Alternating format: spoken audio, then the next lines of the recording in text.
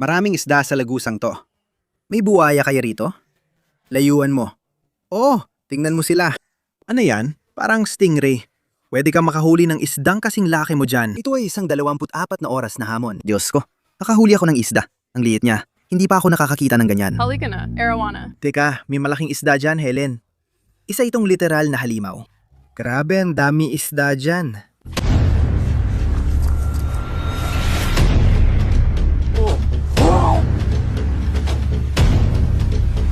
May nakuha tayo.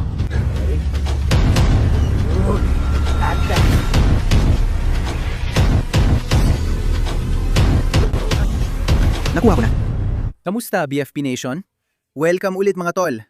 Ngayon, babalik tayo sa matagal na nating di napuntahang lugar na maraming mga isdang pang-aquarium. Isang beses pa lang kami nakapunta dito dati. At tinangkilik niyo yung video, umabot na mahigit 1,000,000 views. May nahuli kaming kakaibang isda, pero hindi na kami nakabalik dito. Sa palagay ko, mga 4 hanggang 5 buwan ang nakalipas.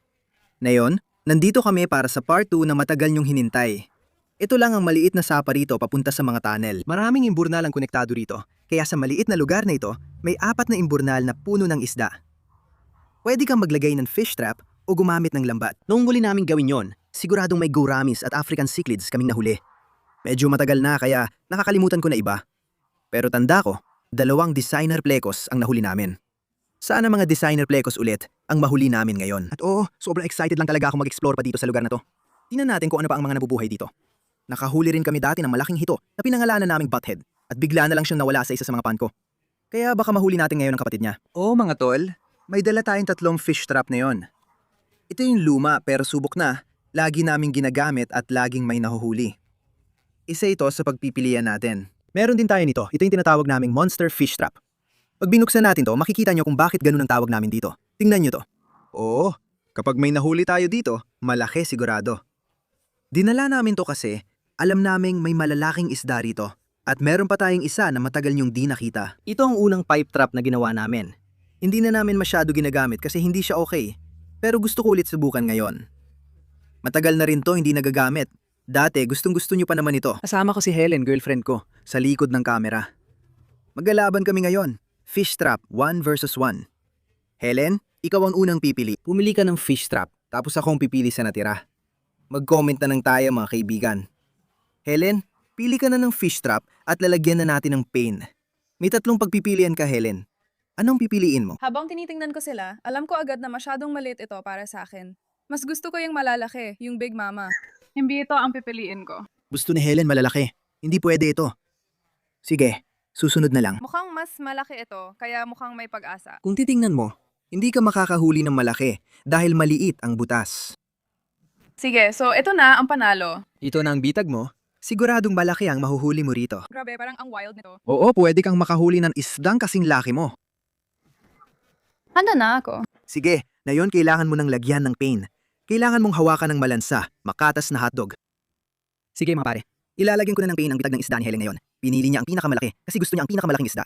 Nire-respeto ko siya, malaki ang target niya. Heto ang mga hotdog natin dito. Sige, sabihin mo kung kailan titigil. Sige, sabihin mo lang Helen. Sige.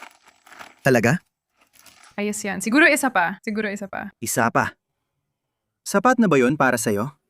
Sapat na ba yon? Mukhang perfecto yan. Kaya pala, 2 na lang natira sa akin. At yan lang ang kailangan mo. Sige, yan lang ang kailangan ko. Ipapakita ko sa'yo. Patutunayan kong mali ka. Sabi nga nila, mas kaunti, mas maganda. Ayan, ang bitag ng isda ni Helen na maraming hotdog na pain. Oras na para ilagay mo yan. Diyos ko, ang laki ng guard doon. Kita mo ba yon? Mag-ingat ka sa mga daliri ng paa mo. Ayos ka lang. Sige, dala mo ng bitag mo. Saan mo ito ilalagay? Iniisip ko dito, banda. Yan. Sige, ayos. Ano bang inaasahan mong mahuli? Maikling pre-interview lang bagong fish trap. Ano inaasahan mo? Arowana? Sige, umaasa siyang makahuli na arowana. Tignan natin. Tulad ng sabi ko, minsan pa lang kami dito, kaya di namin alam kung anong meron. Maraming posibilidad. Alam mo, Helen, pwede kang makahuli ng arowana. Nakalimutan kong sabihin mga kaibigan, ilalagay namin ang mga fish trap nito sa loob ng 24 na oras. Ito ay isang 24 na oras na hamon. Pipiliin ko na ang fish trap ko at ilalagay sa kabilang lagusan sa dulo ng sapa. Hindi pa kami nakapangisda doon, kaya panahon na para pumili ako ng bitag. Ngayon, gusto ko namang subukan ng iba. dahil palagi kong ginagamit ito. Pipiliin ko ang luma nating bitag na gawa sa tubo. Ayos, dumadaan na sila sa lagusan. Panahon ng maglakad at tingnan ito. Medyo malayo-layo. Ayos mga tol, papunta na tayo sa Tagong Lagusan. Tingnan ninyo, umaagos ang tubig sa sapa ngayon. Pagkatapos kong maglagay ng bitag, nagamit tayo ng lambat dito para makita kung anong mahuhuli. Sana may kakaiba tayong makuha. Tingnan natin. Nakarating na tayo dito sa bagong lagusan na hindi pa natin napupuntahan dati. Ang laki pala nito. Hindi ko akalain ganito kalaki mula sa baba. Pero parang ito na yata ang pinakamalaking lagusan na nakita ko. Sobrang linaw ng tubig. Paglapit ko parang milyon-milyong isda ang biglang pumasok doon. Ito na siguro ang pinakamaraming isda na nakita ko. Kaya natutukso ako maglambat para malaman kung anong klase sila. Kumuha ako ng lambat at ilalagay ang fish trap sa lagusan. Tingnan mo sila. Susubukan ko silang snake attack. Tara, simulan na. Tingnan natin. Ano yun? Parang luma at walang kwentang minalang yan. Hindi natin siya iuwi, ibabalik natin. Isang salok pa lang, may nahuli na tayong isda, mga tol. Ngayon, gumagapang ako sa lagusan at ini-explore ito. Malabo at delikado, pero ang daming isda. Tignan nyo, pero baka di nyo makita dahil sobrang itim ng tubig. Creepy at medyo malalim, siguro isang talampakan ng lalim. Dito ko na ilalagay yung bitag ko sa isda. Siguradong tatalunin ko si Helen. Sa tingin ko, ilalagay ko ito doon mismo, kasi nandun lahat ng isda. Malulubugin ko sa tubig. Ayan na. Oh, lumulubog na. Ayos na. Nasa gitna ng lagusan. Baka lumutang lang ito doon at ayos lang. Sige mga pare, umakyat na tayo ng kaunti sa sapa. Magsisimula na kami magsala gamit ang lambat. Ako at itong mukhong na to, may hindi pa kami tapos na laban.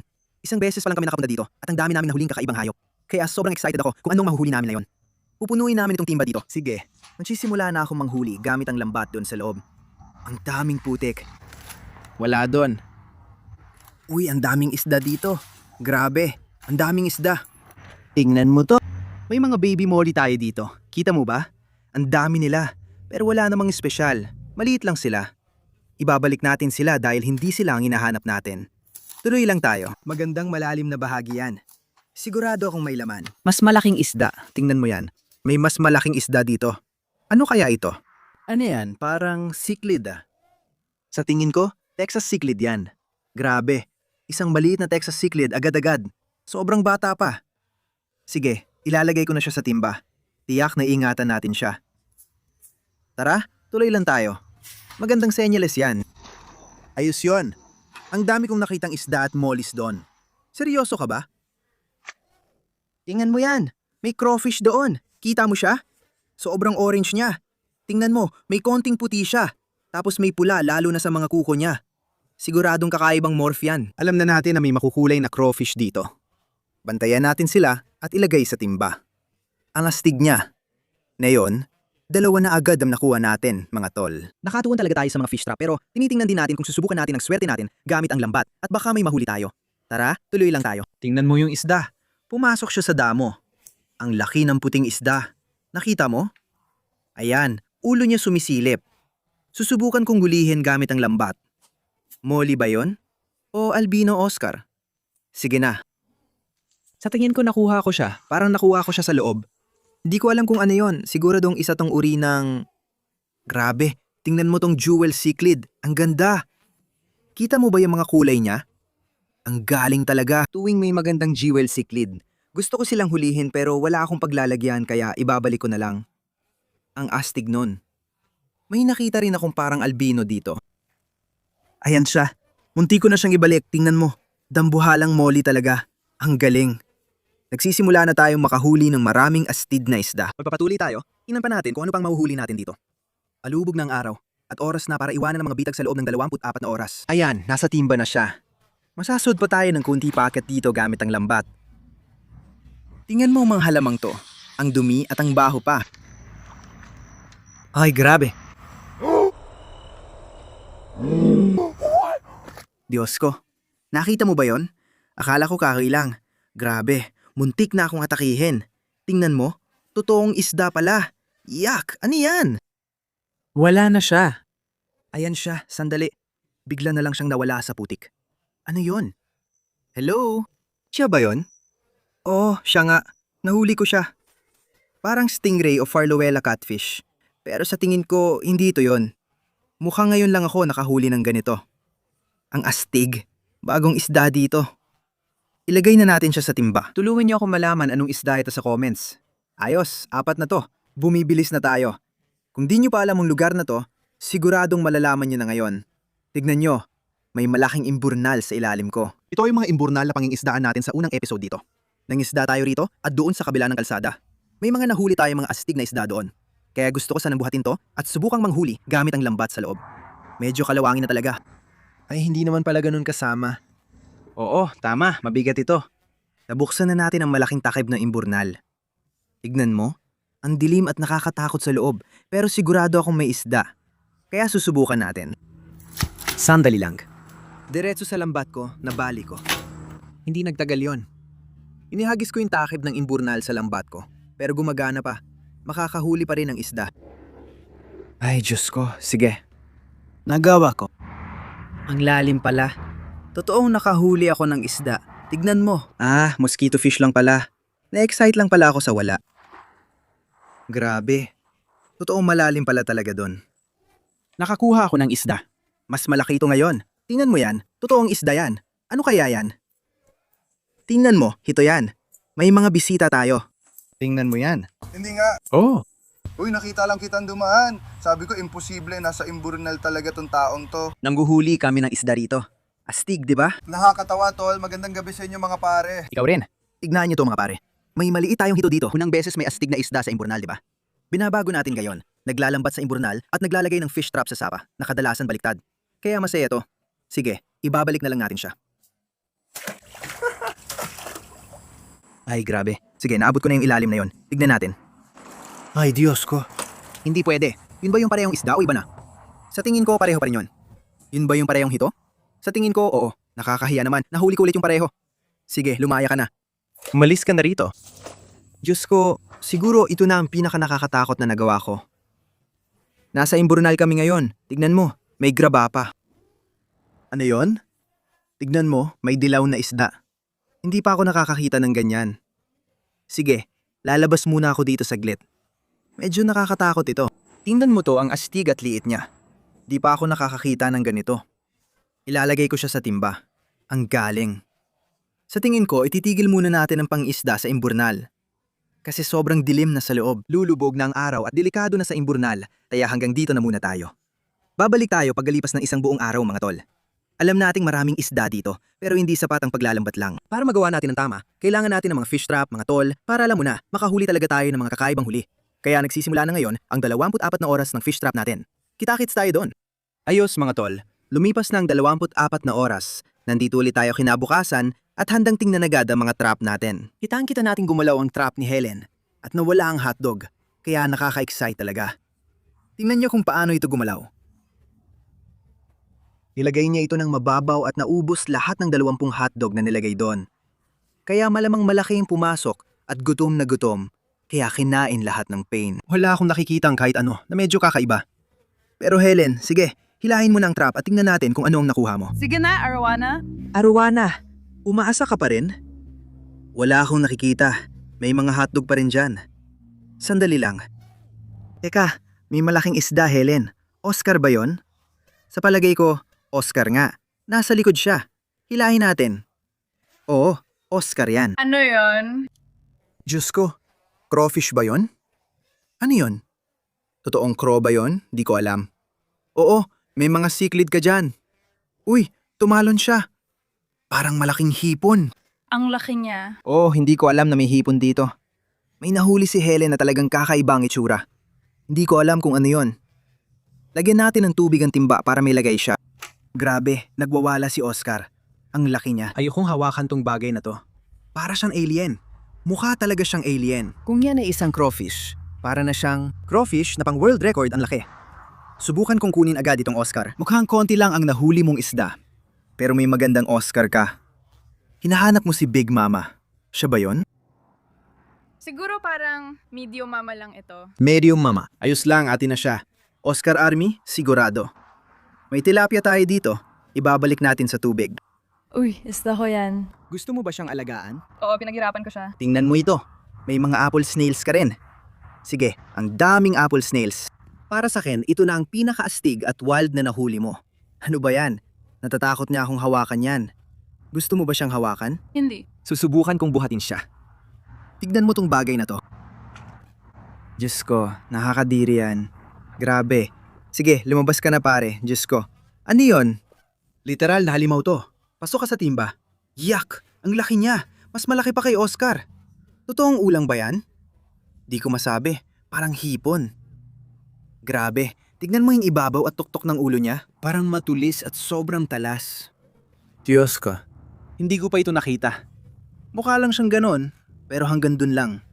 Parang napunit ang mga hotdog, may kumakain. Malamang yung kakaibang hipon yon. Sa tingin ko ako ang nanalo. Dalawa lang sila, pero ang isa malaki at ang isa naman kakaiba. Oo, totoo yan. Pupunta na tayo sa Bitago para kunin at tingnan kung ano nakuha natin. Maganda na itong simula. May maliit na Oscar at misteryosong nilalang na parang alien. Tingnan mo lahat ng mga isda na yan. Hindi ko alam kung ano ang mga yan. Mga tol, nandito na tayo sa tunnel kasama ang Bitago sa isda. May kutsilyo ako para putulin ng zip tie na nagpapanatiling bukas ang gate para mailabas natin ang mga isda kung may nahuli tayo. Tingnan nyo, kita ko na ang bitag at hindi ito gumalaw. Sa tingin ko, ako mananalo dito. Talaga? Handa na ako sa atake ng buwaya. May buwaya ba rito? Lumayo kayo. Sa totoo lang, hindi talaga ito gumalaw kahit konti. Talagang umaasa akong may nakuha tayo. Kamusta? Helen, ang dami kong huling isda. Tingnan mo. Helen, ang dami talagang isda. Problema ka na. Naririnig ko silang lumalangoy. Heto, may kutsilyo tayo para putulin ng zip tie. Ano yon? Ang dami talagang isda. Oh, ayan na. Bukas na ang bitag. Tingnan mo. Agad-agad. Diyos ko, ang daming isda. Kailangan nating bilisan. Kahel na ulang, convict cichlid, puting molly, susubukan kong ilagay lahat. Ang daming isda sa loob at ang dumi ng tubig. Marami na tayong nailagay pero marami pa rin. Diyos ko, iyan ang green terror, sobrang laki. Pinakamalaki na yan na nakita ko. Yan naman ang pink na convict, grabe. Natalo nga kita, mas marami ako. Pero tingnan mo, may gurami na gaya na nahuli natin dati. May Mayan cichlid din ako. May ilan pa tayo dito? Tingnan mo to, grabe talaga, ang daming isda. Sige, ito yung mga normal lang. Ibabalik natin sila. Isa pang orange na ulang. Nakikita ko siya. Nakuha ko siya. Tingnan mo, ang laki niyan at yung mga kuko niya. Hindi namin madalas gamitin ang bitag na to kasi mahirap kunin ang mga isda. Kita mo, nahihirapan ako. Sige na, alam kong may laman pa to. Ano to? Isang baby ito at isang tilapia. Ibabalik natin sila. Isa pang birding tear, tingnan mo. Maliit din, astig. Ilalagay natin sa timba. Helen, sa tingin ko panalo na ako sa isdang to. Tingnan mo. Grabe, nahuli natin, maliit pa, baby pa. Diyos ko, baby pleko siya. Nakalimutan ko tawag dito. Sabi niyo parang watermelon ang tawag dito. Dati nakahuli kami ng malaki nito sa imburnal. Ngayon baby naman. Sa tingin ko yun na nga. Ang astig ng itsura nila. Mukhang ako na ang nanalo sa isdang yon. Comment kayo kung sinong panalo para sa inyo. Tapos na ako sa fish trap at ang dami nating nakuha. Kinailangan kong ibuhos ang lahat sa timba. Tingnan natin ngayon baka may nakaligtaan tayo. Grabe, tingnan mo. 2 crawfish, astig na pleko at malaking pink convict cichlid. Hello? Uy, ano yun? Ano tong hawak ko ngayon? Ano to? Jesus, ito pala to. Di ko pa nakikita ganito. Anong nangyayari? Di ko alam na nahuli natin to. Baka napasama lang sa balde nung binuhos lahat. Halos see-through, kita buto at mahaba bigote. Ang astig. Ang dami nating isda. Kasama na huli ni Helen. Uwi na kami. Ayusin at ilalagay sa palaisdaan at tangkiyang mga isda. Ang dami naming nahuling astig na isda sa tunnel na to. Yung orange na ulang, astig na pleko, pink convict at kakaibang hito. Kailangan talagang gumalik dito para mag-explore pa. Pero ngayon, uuwi muna kami at ilalagay sila sa bagong tahanan. Tara na mga pare, nakauwi na tayo sa bahay ko. May 2 tayong timbang puno ng mga alagaan meron tayo dito sa Oscar Army. Tignan nyo. Ngayon, kakaibang tubig dahil para may 1 milyong mangga galing sa puno sa taas na tuloy-tuloy maghulog ng bunga. May dagdag pa tayo, yung nahuli ni Helen. Helen, anong ipapangalan mo sa kanya? Robert? Robert, ako yon. Ooh! Sige Robert, ay magandang pangalan. At maganda rin ang isdang ito. Sige pare, sumama ka na sa mga kaibigan mo. Oh, gusto nila siya. Oo, tingnan mo siya, ginagawa nila. Sige, isa pang Oscar para sa Oscar Army. Ngayon, meron na naman tayong ganito. Hindi ko alam kung saan natin ito ilalagay. Dapat ba kasama ng ibang ulang? Oh, palaruan ng ulang. Oo, parang ulang nga. Sige, ilalagay natin dyan. Mag-comment lang kung alam niyo to. Tingnan nyo ang haba ng antena. 12 pulgada ang haba ng mga yon. Grabe. Ayan na siya sa palaruan ng ulang. Nakuha rin natin itong dalawa sa fish trap. Ang gaganda at makukulay na maliliit na ulang.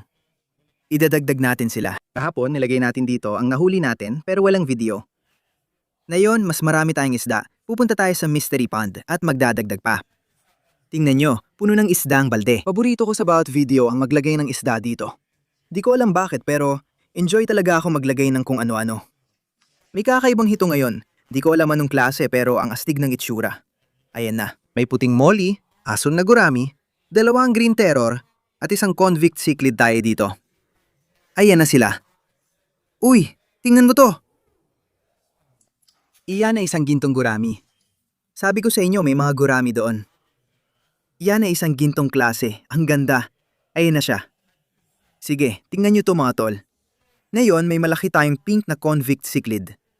Idadagdag natin sa Mata Turtle Pond. Ayan na siya. Sana, magparami siya dito kasama ng ibang convict at makagawa ng mga astig at makukulay ng mga anak. Huling idadagdag natin ay itong maliit na baby pleco sa Tiki Hot Tank. Ang astig nito. Sige, tara na. Idadagdag natin siya sa Tiki Hot Tank. Wala si nanay para makita. Pero sigurado akong magugustuhan niya siya. Ayan na siya.